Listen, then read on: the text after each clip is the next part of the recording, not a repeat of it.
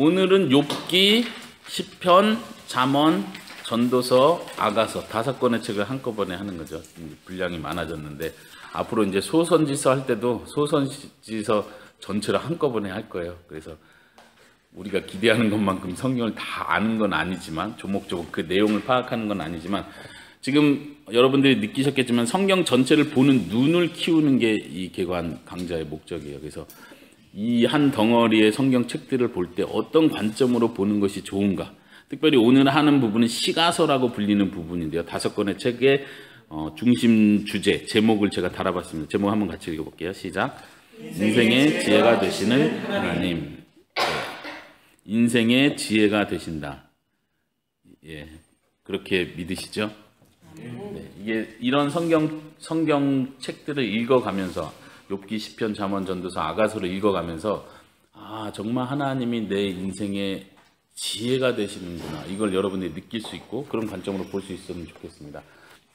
욥기서, 시편, 잠언, 전도서, 아가서까지 하나씩 최대한 간단하게 내용을 살펴보고 그 다음에 그 전체 흐름 바로 들어가 보도록 할게요. 오늘은 제 생각에 적용할 점이 많을 것 같아요.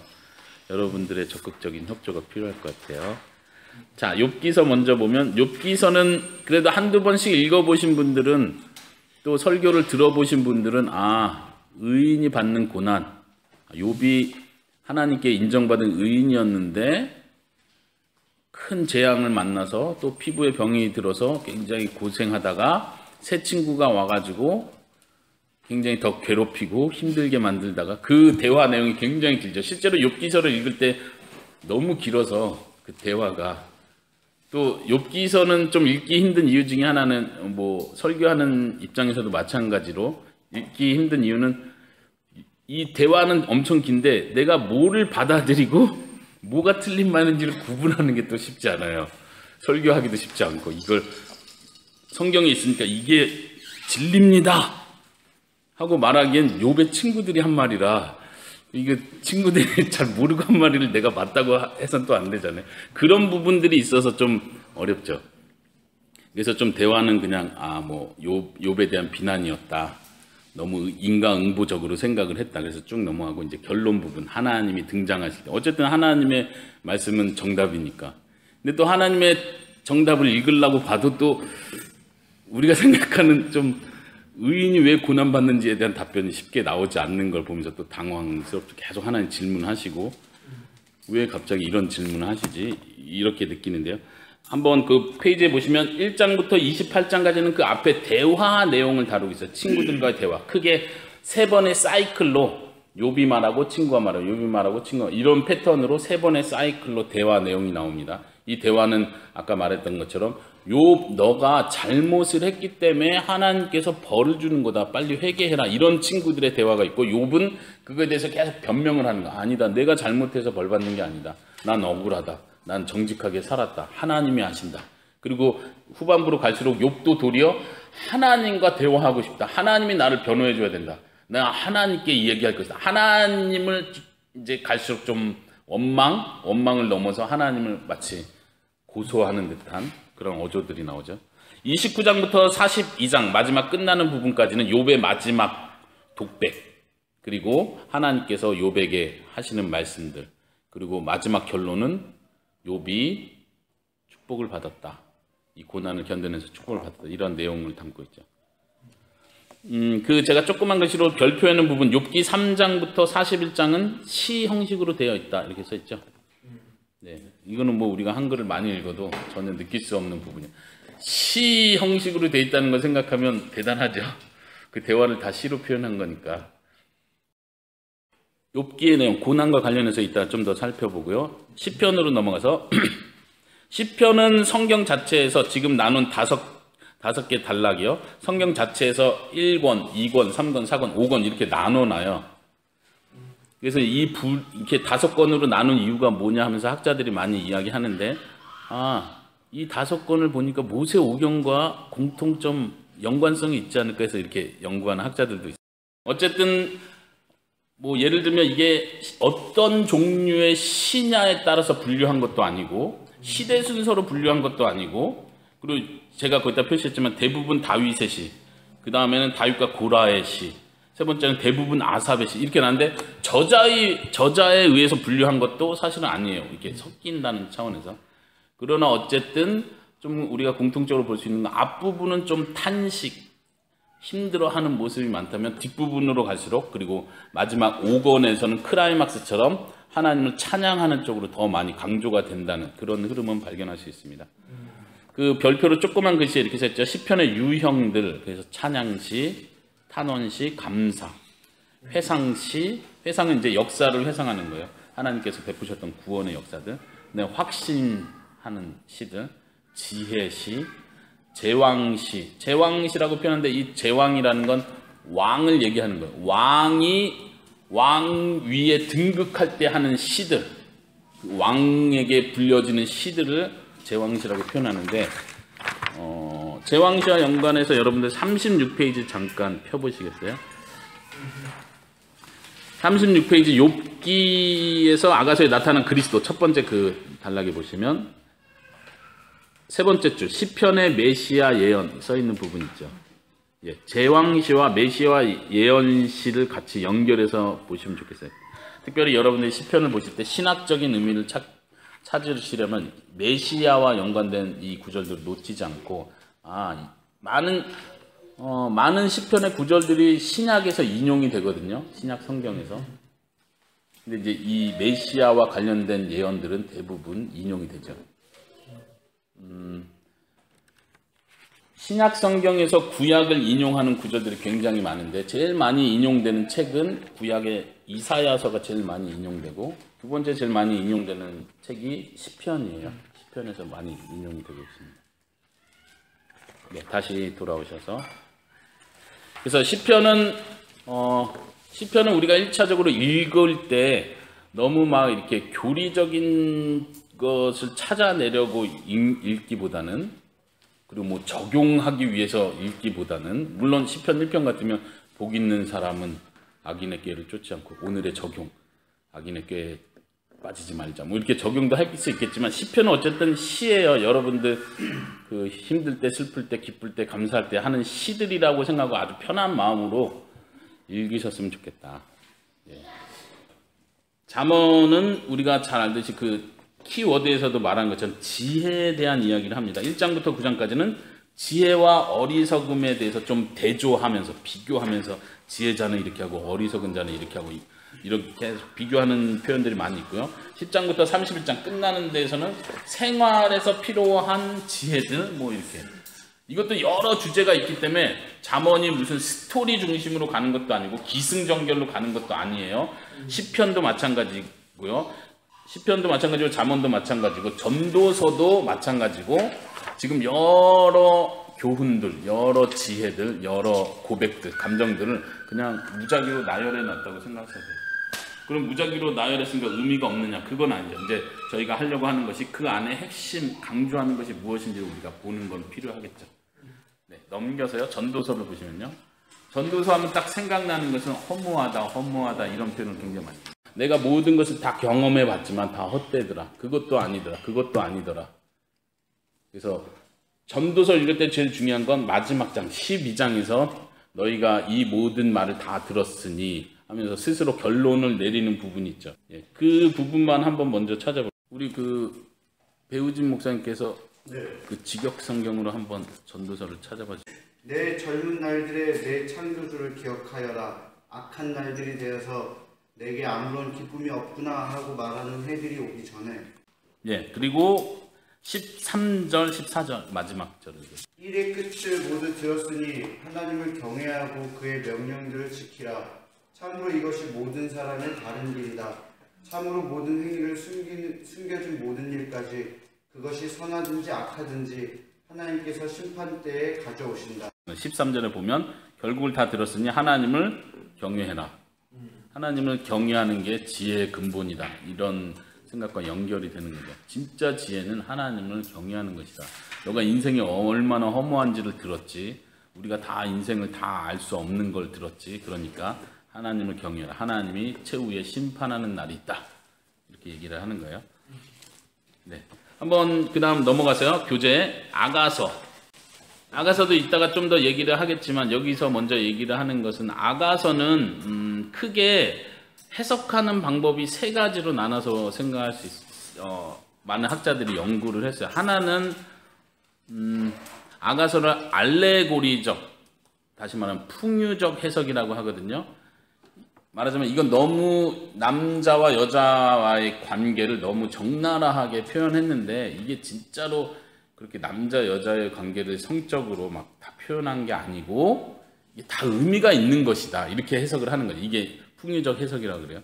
그래서 이거를 남자 여자 간의 성적인 그런 뉘앙스로 읽지 말고 이게 다 하나님께서 계획한. 예를 들면은 이제 제일 야하다고 표현되는 구절 중에 하나가 아가서 4장 5절에 보시면은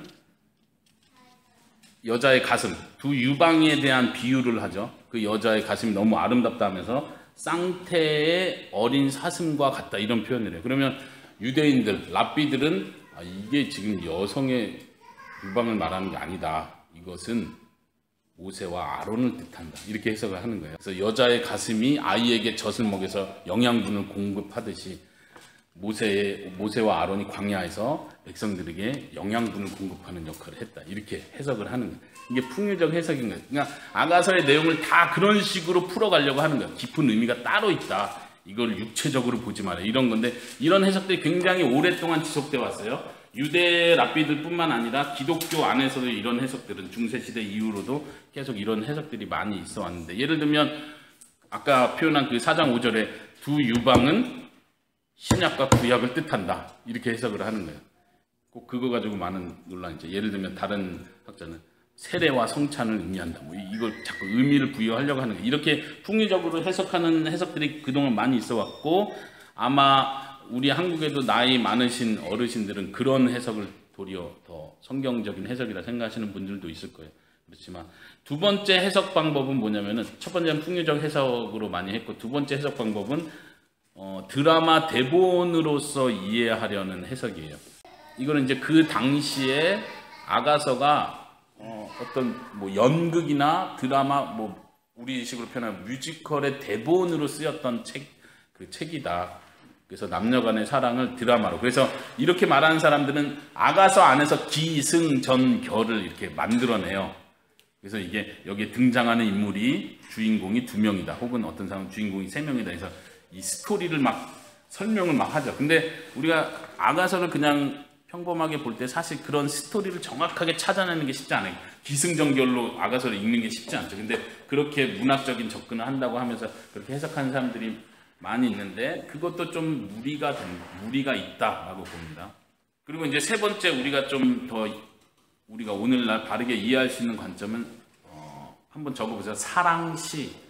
거기 제가 써놨죠. 사랑시로 해석하는 방법이에요. 사랑시는 말 그대로 남녀간의 사랑을 시적으로 표현했다, 이렇게 보는 거예요. 그 안에 어떤 스토리 자체, 어떤 이야기가 이끌어져 가고 있는지를 초점을 두는 건 아니고, 남녀간의 진정한 사랑, 그 안에 사랑 안에서 갈등, 고민, 이런 것까지 다 드러났구나, 이렇게 해서 사랑시로 보는 관점이에요. 사실 한글 개역개정 성경도 개역개정으로 읽다 보면 아가서가 뭐 그렇게 막 사랑을 애틋하게 그린다는 느낌을 잘 못 받을 수도 있는데, 어쨌든 남녀간에서는 애틋하게 그리고 있다는 차원에서 그 1차적으로 우리가 이해해야 될 성경 해석하는 부분이에요.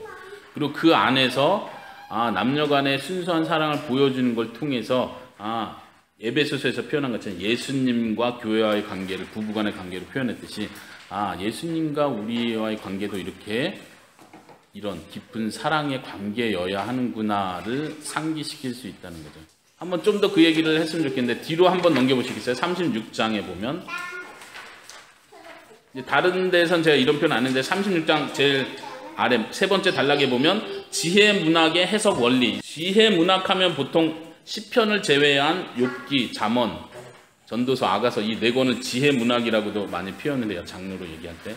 네, 첫 번째, 욥기에서 친구들의 말 또는 전도서의 전도자의 표현들을 해석할 때 무조건적인 진리로 받아들이지 않도록 조심한다.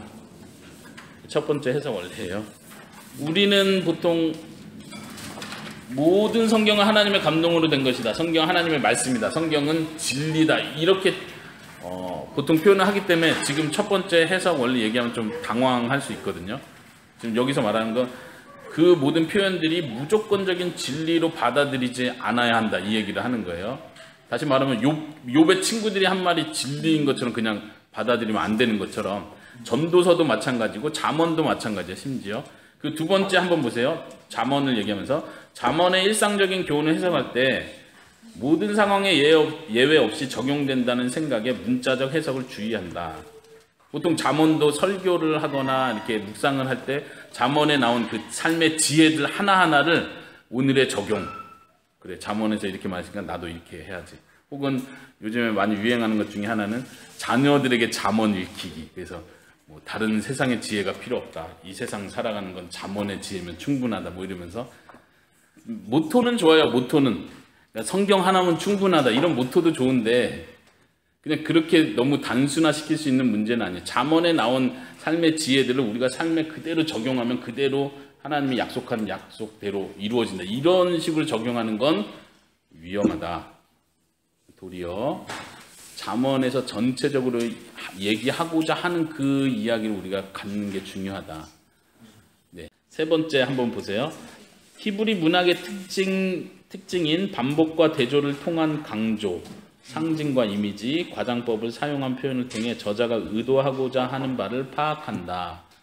물론 여러분들이 우리 평신도 입장에서 이걸 다 파악하고 내가 적용하고 여기까지는 할 수 없어요. 그거는 이제 목사님께 좀 맡기셔도 되는데 하여튼 여러분들이 이 시가서를 특별히 묵상할 때 그냥 내 마음대로 문자적으로 해석하고 이게 뭐 상징을 의미한지 어떤 비유적인 표현 이런 거 신경 안 쓰고 그냥 막 적용하고 은혜 받으려고 하지 말라는 거죠. 조심스럽게 하라는 거죠.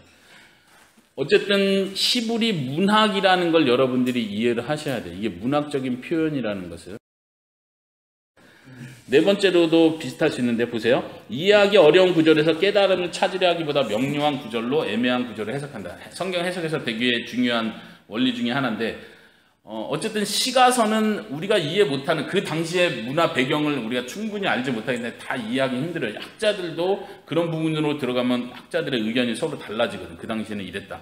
다른 학자는 아니다. 그 당시엔 이랬다. 이렇게 서로 표현하기 때문에 애매한 구절을 우리가 학적으로 분석해서 답을 찾아내려고 하기보다는 성경에서 평이하게 우리에게 해주는 말들이 있어요. 그것들을 내가 충분히 묵상하고 그 구절들을 붙잡는 게 중요하다는 거죠. 네. 다섯 번째는 아가서를 해석할 때, 특별히 아가서를 해석할 때 지나친 풍유적 해석과 영적 해석을 주의한다. 아까 표현한 거예요. 영적인 해석 조심하는 거. 특히 아가서 얘기했는데 아가서도 아까 말한 것처럼 그럼 아가서 안에서 예수님은 발견할 수 없으니까 우리가 처음 성경 개관하면서 모든 성경은 예수 그리스도를 중심으로 설명을 한다. 예수님께서 모든 성경이 나에 대해서 말한다고 했는데 그럼 아가서에서는 예수님을 어떻게 발견할 수 있나요? 아까 말한 것처럼 한 단어에서 이게 예수님을 말한다. 이렇게 가져오지 않는 게 중요하고 두 번째는 그 아가서가 전체가 얘기하는 그 1차적인 의미 남녀 간의 사랑의 고결함 이거를 설명하는구나. 그 안에서 성경은 예수님과 우리와의 관계를 남녀 간의 관계로 비유하는구나. 이렇게 깨닫는 거예요. 이해되십니까? 아가서를 좀 더 얘기하면요. 아가서는 남녀 간의 그 애틋하고 순수한 사랑을 보여줌으로써 진짜 남녀 간의 관계가 어때야 되는지를 굉장히 모델적으로 보여주는 거예요. 마치 창세기에서 아담과 하와 이야기를 하면서 두 사람이 벌거벗었으나 부끄러워하지 않았다라는 하나님이 처음 천지를 창조할 때 그 남녀 간의 관계의 본래의 모습이 어떠한지를 아가서를 통해서 보여주는 거예요. 굉장히 상징적으로. 그리고 그런 관계가 예수님과 우리 성도와의 관계를 표현하는 거구나. 신랑이 신부를 굉장히 아끼는 것처럼 예수님은 우리를 그렇게 해주셨구나. 우리도 신랑에 대해서 순결을 지켜야 되는 것처럼 예수님께 대해서 그래야 하는구나. 우리가 아가서 전체를 읽으면서 그런 걸 느낄 수 있어요. 이 5권의 시가서를 저는 제목을 인생의 지혜가 되시는 하나님이라 했는데 지혜라는 이 주제로 5권을 한번 통합적으로 봤으면 좋겠어요. 먼저 그 박스 안에 있는 성경 구절 2개를 같이 읽어볼게요. 시편 111편 10절 같이 읽어보겠습니다. 시작. 여호와를 경외함이 지혜의 근본이라. 그의 계명을 지키는 자는 다 훌륭한 지각을 가진 자이니 여호와를 찬양함이 영원히 계속되리로다. 여호와를 경외함이 지혜의 근본이라. 어디서 많이 들어본 표현이죠. 잠언에서 특별히 강조하고 반복되는 표현인데 시편 111편에서도 굉장히 이 부분을 그대로 가져와서 표현을 합니다. 여호와를 경외함이 지혜의 근본이다. 이 말을 우리가 좀 인생을 살아가면서 신앙생활 해가면서 좀 피부로 경험해 갔으면 좋겠습니다. 여호와를 경외하는 것이 지혜의 근본이다. 이 말이 뭐죠? 혹시 살아오시면서 이 부분을 경험적으로 느끼셨던 분 계세요? 여호와를 경외하는 것이 지혜의 가장 중요한 근본이라는 표현은 잠언에서는 시작이라는 단어로도 번역할 수 있거든요. 지혜의 시작이다. 시작이란 말은 말 그대로 이게 기초다 이런 뜻이죠. 똑같이. 경외한다는 건 뭐죠? 경외.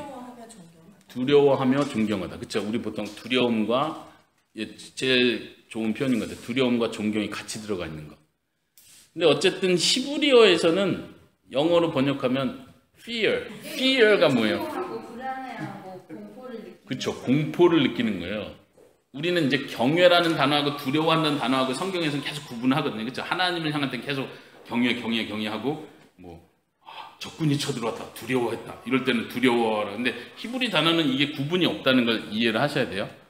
그 하나님을 두려워한다는 거예요. 아까 사전적 의미로 공포감을 느끼는 것까지도 포함되는 거예요. 물론 존경도 제가 이제 물어본 게 하나님을 두려워하고 존경한다 할 때 이 존경한다는 의미는 우리 종교 안에서 우리 기독교 안에서 만들어낸 경외라는 단어를 하면서 많이 첨가된 의미라고 생각이 들어요. 어쨌든 하나님을 두려워하는 거예요. 그냥 그렇게 이해를 하고 한번 생각해 보세요.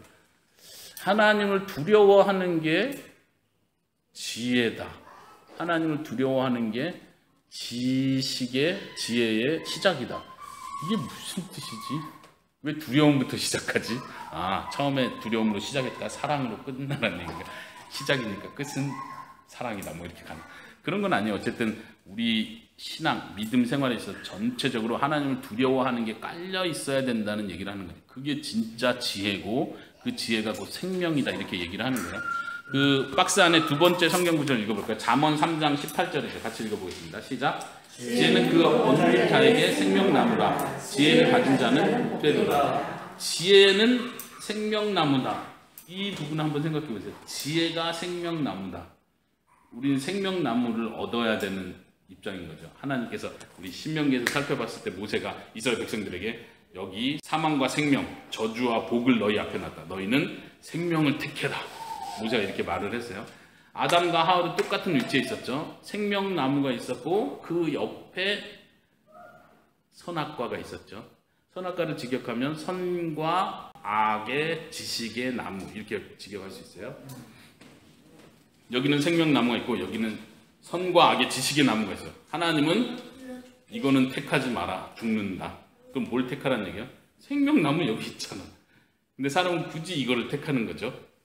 이스라엘 백성들도 마찬가지로 복과 저주를 놨다. 그러니까 너희가 복을 택해라. 생명을 택해라. 생명과 사망이 있다. 생명을 택해라.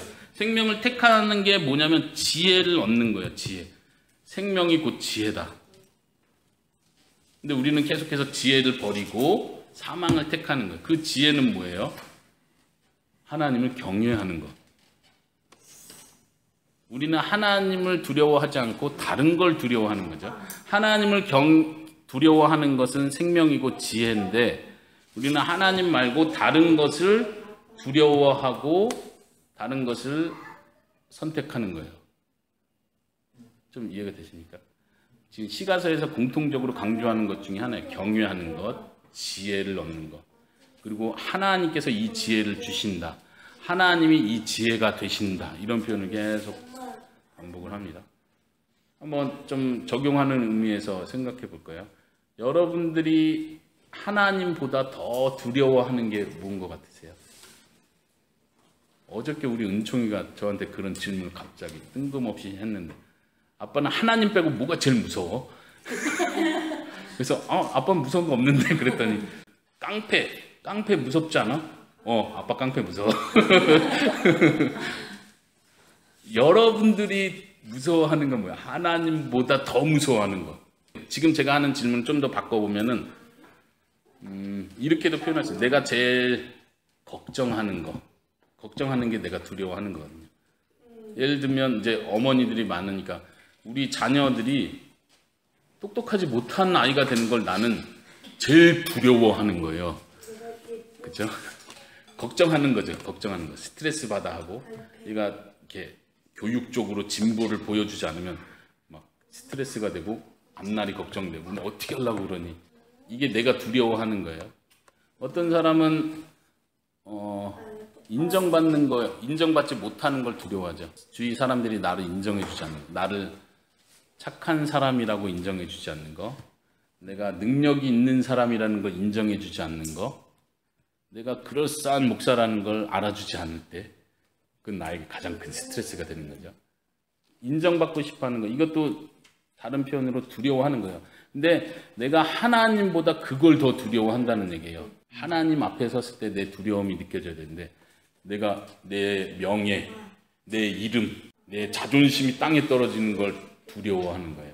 그건 지혜롭지 못하다는 얘기죠. 하와는 더 지혜로워지려고 선악과를 따 먹었는데 더 지혜롭게 할 만큼 탐스러운 그 과일을 더 지혜를 얻을까 하나님처럼 지혜로울까 하고 따 먹었는데 결국 사실은 하와는 지혜롭지 못한 선택을 한 거죠.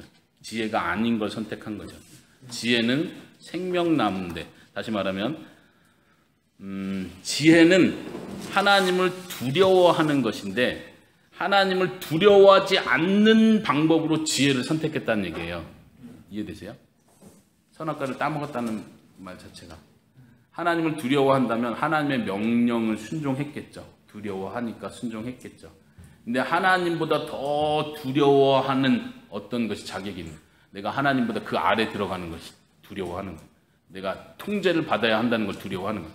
내가 왕이 되고 싶고 내가 신이 되고 싶고 신처럼 되고 싶고 그래서 지혜롭지 못한 선택을 하는 거죠. 자기는 그게 지혜라고 생각했고. 따라오십니까? 예. 그래서 우리 삶의 이 지혜에 대한 적용을 계속 해봤으면 좋겠어요. 내가 하나님보다 더 두려워하고 있는 것이 무엇인가? 내가 내 생각엔 지혜롭다고 생각하는, 아까 솔로몬 얘기했던 것처럼 솔로몬은 나름대로 지혜롭게 판단을 한 거예요. 이 여러 나라의 공주들과 결혼을 해서 좋은 평화 협정을 맺어가면서 그게 참 지혜라고 생각했는데 하나님이 볼 때는 하나님을 두려워하지 않는 일을 선택한 거예요. 지혜롭지 못한 거였죠. 이 지혜에 대한 개념, 하나님을 두려워하는 것이 지혜다. 이 말을 여러분들이 좀 이해를 했으면 좋겠어요. 네, 그 번호로 한번 보겠습니다. 첫 번째, 욥기서. 지혜는 어디서 오는가? 주를 경외하는 것이 지혜다. 한번 욥기서 찾아보겠습니다. 욥기서 28장 12절. 욥이 이제 친구들과 지겹게 논쟁을 하고 나서 마지막 정도에서 표현하는 욥의 말이거든요. 28장 12절부터 12절, 20절, 28절 이렇게 한번 읽어주세요. 그러나 지혜는 어디서 발견되며 총명의 장소는 어디인가? 20절. 20절. 그런데 지혜는 어디서 오며 총명의 장소는 어디인가? 똑같죠? 28절. 28절. 그리고 그가 사람에게 말씀하셨다. 보라, 주를 경외하는 것이 지혜고 악에서 떠나는 것이 총명이다. 우리가 욥기서에 좀 강조를 발견하지 못하는 부분이 이거거든요. 자꾸 의인의 고난 이쪽으로 욥기서를 보다 보니까 경외라는 개념하고 좀 동떨어지게 이해를 해요. 그런데도 잘 생각해 보면 사탄이 욥기서 시작할 때 사탄이 하나님께 와서, 사탄이란 말은 고소자예요. 고소자가 하나님께 와서 욥을 고소하죠. 욥이 아무런 이유 없이 하나님을 경외하겠습니까? 이 경외라는 단어가 처음 시험할 때 거기서부터 시작되는 1장 9절이죠. 욥이 아무런 이유 없이 하나님을 경외하겠습니까? 그리고 그걸 테스트해보니 진짜 경외가 뭔지를. 진짜 경외는 뭐예요? 아무런 이유 없이 경외하는 거예요. 내가 복을 누리는 것과 상관없이 하나님 자체로 두려워하는 것. 하나님 말씀 안 들으면 내 복을 가져갈지 몰라. 하나님 말씀을 안 들으면 내 재산, 내 자녀, 내 건강을 하나님이 가져갈지도 몰라. 이래서 두려워하는 게 아니라 아무런 이유 없이 하나님이시라는 이유로 경외하는 것. 그걸 말하는데 28장 28절에서 그거를 얘기해요. 다시 주님을 경외하는 것이 지혜다. 악을 떠나는 것이 명철이다. 욥이 지금 자기 말로 하는 거예요. 욥은 어떻게 보면 이 대화 가운데 얼마나 긴 대화였는지 모르지만 그 긴 대화 가운데 욥은 차차 깨달아가는 거예요. 스스로 답을 찾아간다고 봅니다. 그리고 하나님께서 욥에게 마지막 나타나셔서 하는 말이 뭐예요? 너가 스스로 의롭다고 생각하느냐 하면서 하나님이 많은 질문을 욥에게 던지시죠. 아까 말한 것처럼 이 질문을 우리가 이해하기 어렵거든요. 하나님이 대답을 하라고 하는 질문이 아니라 너가 모른다는 걸 알아라고 말씀하기 위해서 질문을 계속 던지는 거예요. 너가 얼마나 모르는 존재인지를 알아라. 하나님이 보여주고자 하는 건, 욥에게 보여주고자 하는 건 나는 창조주고 너는 피조물이다. 너가 창조주를 이해하는 건 불가능하다. 근데 지금 너가 스스로 의롭다고 생각하고 너가 너 스스로를 변호할 수 있다고 생각하느냐? 그런 생각하지 마라. 그럼 어떻게 하라는 거예요? 경외해라. 경외해라. 우리가 거기 이제 욥기의 주제에서도 조심해야 될 게 욥은 항상 의로운 사람이었다고 처음부터 끝까지 욥기서 시작부터 끝까지 인정하고 있지 않다는 거 아시는 게 중요해요. 물론 욥기서 1장에서 욥은 하나님이 인정한 의인으로 평가되고 시작하지만 그 과정 속에서 욥이 분명히 하나님 앞에 교만하고 잘못된 모습을 분명히 보여주고 하나님은 마지막에 그걸 분명히 욥을 혼내는 거예요. 너가 잘못했다. 너가 진짜 깨끗한 줄 아느냐? 하나님 분명히 욥을 혼낸다는 걸 여러분들이 아셔야 돼요. 그렇지 않고 욥은 끝까지 의인이었는데 하나님이 나중에 복을 주셨다. 이렇게만 가면 안 된다는 거예요. 욥은 깨닫죠. 내가 알지 못하는 말을 했습니다라고 회개를 하죠. 그 회개가 더 중요한 거예요. 그래서 우리가 함부로 하나님을 아는 것처럼 하는 거, 우리가 피조물의 입장을 잃어버리는 것을 조심해야 된다. 네. 그 피조물과 창조주의 그 차이, 예. 그 지점에 있어서 성도들에 대한 교훈 이런 것들 좀 그러니까 사실 그 네. 부분이 욥기에서는 절정인데 답인데 예. 욥인 왜 고난을 당하냐, 왜 내가 이런 일을 당했습니까라는 질문을 했을 때 예. 피조물과 창조주와 피조물과의 관계인데 이게 이제 이 주제에서 말한 지혜와 연관해서 생각해야 돼. 지혜는 뭐냐면 하나님을 경외하는 거예요. 두려워하는 거예요. 왜 두려워해요? 창조주기 때문에 두려운 거예요. 왜 두려워? 창조주라고 왜 두려워해야 돼요? 왜 두렵냐면 내가 모르는 영역이에요. 그래서 두려운 거예요. 우리가 두려워하는 건 모를 때 두려워하는 거거든요. 하나님은 우리가 모르는 영역이에요. 욥기서도 계속 말하는 게 그거예요. 너가 아냐? 너가 아냐? 내가 창조할 때 너 어디 있었냐? 너가 이게 어떻게 되는지 다 아냐? 너 아냐? 계속 물어보죠. 욥의 대답은 똑같은 거야. 몰라요. 죄송해요. 몰라요. 죄송해요. 모르지. 그러니까 나를 두려워해라. 이게 결론인 거예요. 우리가 창조주와 피조물과의 관계에서 생각할 때 오늘날 크리스찬들이 가장이라는 표현 쓰면 안 되고 많은 부분 실수하고 잘못되는 게 뭐냐면 하나님을 친구로 생각하는 거예요. 친구. 좋은 친구 정도 그냥. 하나님이 친구라는 표현이 성경에 있나요? 예수님이 그런 말을 해서 요한복음에서 내가 너를 친구라고 한다. 왜 친구라고 하죠? 요한복음 15장에서 포도나무 비유하면서 내가 너를 친구라고 한다 하면서 왜 친구라고 하죠? 예. 그때 친구 얘기할 때 예수님이 종하고 비교를 해요. 종은 주인이 하는 일을 알지 못한다. 그러나 친구는 내가 너에게 뭐를 하는지를 알려준다. 그래서 친구라고 말하는 거예요. 다른 의미로 친구 아니에요. 우리 어깨동무하자 이런 의미로 친구다 이렇게 말하지 않아요.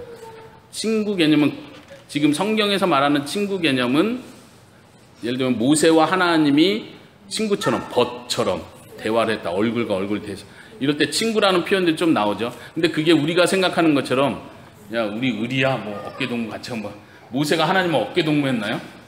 말도 안 되는 소리죠. 근데도 하나님은 우리를 친구라고 불려준다는 게 엄청난 뭐라고 할까? 제가 페이스북에서 제가 페이스북 자주 봅니다. 오늘 페이스북에서 보니까 오바마 대통령이 베트남을 방문했더라고요. 그리고 영상이 하나 나왔는데 보셨나요? 오바마 대통령이 베트남 가가지고 베트남 식당에서 그냥 평민들하고 식사를 같이 하고 밥값이 7,000원이 나왔다. 뭐 오바마랑 같이 밥 먹은 사람이 돈을 냈다 이 얘기를 하더라고요. 오바마가 베트남 식당 평범한 식당에 왔다는 건 엄청난 영광이죠. 그 식당한테는. 하나님이 우리의 친구가 됐다고 하는 건 엄청난 영광이지 그게 하나님과 맘먹어도 된다는 뜻이 아니거든요. 근데 오늘날 크리스찬들은 맘먹어도 되는 것처럼 생각해버리는 거예요. 친구라고 했잖아요. 심지어 똑같은 개념을 하나님 우리 아버지다. 이건 진짜 막 두려워해야 될 표현이거든요. 그 높으신 하나님 아버지라고 스스로를 낮추시다니, 이런 표현이에요. 친구라고 스스로를 낮추시다니, 이게 막 경외감이, 말 그대로 경외감이 생겨야 되는데 우리는 아버지가 이것도 안 해줘요? 뭐 이런 식으로 건방져졌잖아요. 경외가 없어진 거예요. 경외가 없어지고 그냥 아버지를 쉽게 생각하고, 경외가 없어지고 예수님을 친구처럼 그냥 쉽게 생각하는 거. 이게 기독교의 근본을 그냥 다 뿌리를 뽑아버린 오늘날의 큰 실수가 아닌가 저는 생각을 하고요. 제가 이 부분을 설교할 때 그런 표현을 했었는데, 우리가 천국에 갈 때 에덴 동산이 완성되는 그 천국, 하나님과 아담과 하와가 함께 거닐었다, 친구처럼, 이런 표현 많이 하죠. 그것도 물론 하나님의 임재 가운데 가까이 있었다는 영광스러운 표현이겠지만, 우리가 천국에 가서도 하나님과 하나가 된다는 표현 아까 했었고요. 성전이 된다는 게 하나님과 하나가 된다는 뜻이죠. 그리고 신랑과 신부의 관계를 표현하면서 신랑과 신부가 하나인 것처럼 예수님도 우리와 하나 되기를 원하신다는 표현이 있고, 천국에서는 하나님과 하나가 됐는데, 그것도 우리 생각으로 너무 가볍게 생각하는 경향이 있다는 거예요. 그게 뭐냐면은 하나님과 하나 된다는 차원에서 맘먹어도 된다고 자꾸 생각하는 거예요. 소위 천주교에서 말하는 신일합일설처럼, 마치 내가 이제 천국에 가면 이 육체, 이 피조물로서의 이 초라한 육체를 소위 말하는 부활체로 덧입고 이제는 하나님과 맞먹을 수 있는 그런 영광을 누린다고 생각하는 거죠. 그걸 조심하라는 얘기예요. 우리는 천국에 가서도 똑같이 피조물로 존재하는 거예요. 그런 표현 예전에 했었죠. 그 말은 뭐냐면, 여러분들 생각해보세요. 천국에 가서도 우리는 여전히 하나님을 다 이해 못하는 거예요. 절대 이해 못하는 거예요. 끝까지 영원토록 이해 못하고 영혼을 보내는 거예요. 그걸 생각해보세요. 하나님의 뜻과 계획과 하나님의 모든 경륜을 다 이해할 거라는 거, 이건 분명히 잘못된 거예요. 영원토록 하나님을 조금씩 알아가는 거예요. 그냥 천국에서도. 그러나 끝이 없는 거예요. 그래서 하나님은 무한하신 분이에요. 하나님은 영원토록 무한하고 무한히 지혜로운 분으로 남는 거예요. 우리는 여전히 영원토록 피조물과 유한한 존재로, 알지 못한 존재로 영원토록 남는 거예요. 천국에서도 심지어 그런데, 우리는 이 땅에서 한번 알아내려고 하잖아요. 하나님의 뜻이 뭔지 한번 내가 40일 금식할 테니까 알려주시오. 안 그러면 내가 죽을지도 모르니까 책임지시오. 이런, 제가 볼 때는 건방진 태도를 너무 쉽게 갖는 거예요. 하나님에 대한 두려움이 사라지는 거예요. 우리가 시가서를 통해서 그런 하나님에 대한 진짜 경외하는 것이 뭔지를 배웠으면 좋겠고요. 예, 넘어갈까요? 3번, 잠언에 대해서도, 잠언은 경외하는 것과 지혜에 대한 이야기들이 많이 있기 때문에 따로 언급을 안 하고 넘어가도 될 것 같아요. 그렇죠? 여호와를 경외하는 것이 지식의 근본이다, 혹은 지혜의 근본이다 그래요. 여기서도 아까 제가 표현한 대로 지혜는 뭐고 지식은 뭐죠? 많은 설교자들이 이걸 구분하잖아요. 그런데 그렇게 하는 건 좀 말장난이라고 생각합니다. 그럼 총명은 뭐예요? 그럼 명철은 뭐예요? 이걸 구분하면 안 돼요. 그냥 똑같은 단어예요. 은유를 생각해서 표현한다고 생각하셔야 돼요. 4번, 전도서로 넘어가면요. 전도서는 허무한 이 세상에서 창조주 하나님을 경외하라는 표현, 아까 우리 같이 읽어봤던 거죠. 12장에 그 부분이 나오죠. 너희가 결국을 다 들었으니 하나님을 경외해라. 그리고 심판이 있는 걸 알아라. 심판과 경외, 심판과 두려움은 같이 가는 게 자연스럽죠. 너 청년의 때에 너가 하고 싶은 걸 다 해라. 11장 마지막 절에 그런 표현하죠. 너가 청년의 때에 낙을 다 누려라. 그러나 기억해라. 심판이 있다는 걸 기억해라. 그러니까 여호와를 경외해라. 그러니까 함부로 하지 말라는 얘기죠. 너 하고 싶은 거 다 해. 근데 심판이 있다는 걸 기억해. 이 말은 뭐예요? 하지 말라는 얘기가 아니라 두려움 가운데, 정말 하나님을 경외하는 가운데 모든 행동을 해라. 이 얘기가 결론이 되는 거예요. 예. 특별히 이제 잠언이나 전도서에서 많은 중요한 이슈 중에 하나는 악인에 대한 얘기가 많이 나오죠. 악인, 여호와를 두려워하지 않는 자, 어리석은 자, 이런 비교를 계속 하는데, 시편도 마찬가지고, 그러면서 공통적으로 나오는 표현이 뭐냐면 악인이 형통한 거를 부러워하지 마라, 이런 표현 많이 나오죠. 악인이 형통하더라. 전도서도 보면 대놓고 악인이 잘 되더라, 이런 표현을 막 해요. 그러니까 인생이 허무하더라. 그러면서 악인의 형통을 부러워하지 말고 너는 여호와를 경외해라, 이 표현을 하거든요. 이 두 개를 묶어서. 시편, 잠언, 전도서에서 계속 나오는 악인의 형통, 우리의 현실은 악인의 형통이 있다. 근데 부러워하지 말고 그것 때문에 상처받지 말아라. 그리고 너가 할 일은 하나님이 마지막 날에 그들을 심판한다는 걸 기억해라. 하나님을 두려워한다면 그들을 부러워할 수가 없다. 근데 우리는 이걸 잊어버린 거죠. 마지막에 심판, 하나님의 최후 심판이 얼마나 무서운지를 우리는 그냥 무서워하지 않고 사니까 어쨌든 우리도 안 무서워하잖아요. 죄 져도 뭐 조금 죄 졌는데 뭐 예수님 피로 다 깨끗해졌겠지 뭐 혼내지 않겠지 뭐 쉽게 하나님을 경외하는 게 없어지면은 악인의 형통이 부러워지는 거예요. 아 나도 천국 어차피 가는데 나도 좀 형통하다 가면 안 될까? 이게 완전 발상이 이상해진 발상이에요. 지난주 모임 때 김세현 선생님 표현했지만 처음에는 잘 살고 잘 입고 잘 먹는 사람 부럽고 하지만 우리의 신앙이 자라가면서 내가 진짜 가치가 뭔지 내가 뭘 좋아해야 되고 뭘 부러워해야 되는지를 알아가는 거예요. 아직도 세상 사람들이 잘 사는 게 부러우면 심각하게 우리 자신을 되돌아봐야 돼요. 내가 뭘 두려워하고 있는지를 봐야 돼요. 내가 사람들한테 가난하다, 못 입는다, 참 초라하게 다닌다 이런 말 듣는 걸 두려워하는 거예요. 내가 하나님을 두려워하는 게 아니고 하나님의 심판을 두려워하는 게 아니고 이런 거 좀 많이 생각해 보셨으면 좋겠어요. 그래서 아까 말한 것처럼 전도서를 읽을 때 잠언을 읽을 때 단순히 그 생활에서 이렇게 하는 게 지혜다 이런 말을 하나하나 실천하는 그런 적용으로 가는 건 저는 별로 추천하지 않고 그런 태도가 아니라 이 잠언 전도서 전체에서 지금 하나님을 경외하는 것이 얼마나 중요한지를 강조하는 그거를 좀 피부로 와닿을 정도로 계속 묵상을 해보세요. 아까 제가 질문 던졌던 것처럼 여러분들 질문을 만들어내는 왜 하나님은 이렇게 말씀하실까? 왜 인생의 악인들이 형통한 거 하나님은 허락하실까? 시편에 보면은 다윗이 그런 고백을 하죠. 내가 악인의 형통 때문에 힘들어했는데 내가 성소에 들어갔을 때 그것을 깨달았다. 기억하십니까? 세상 사람들을 보면 우리가 실망을 하고 악한 자들에 의해서 우리가 위축이 돼요. 그런데 하나님 앞에 나갔을 때 하나님과의 관계, 깊은 관계 속에 있을 때 그 악인의 형통이 얼마나 부끄럽고 하나님을 모르는 태도인지를 우리가 알게 되는 거예요. 그때는 더 이상 부러워하지 않게 되는 거예요. 여러분들이 거기까지 갈 수 있기를 바라면서 마지막 5번 아가서 다시 한번 얘기를 하도록 하겠습니다. 아가서 창조주 하나님께서 디자인하신 아름다운 성에 대한 거 에덴의 회복 아가서를 통해서 이쪽 관점으로 먼저 보시면 좋겠어요.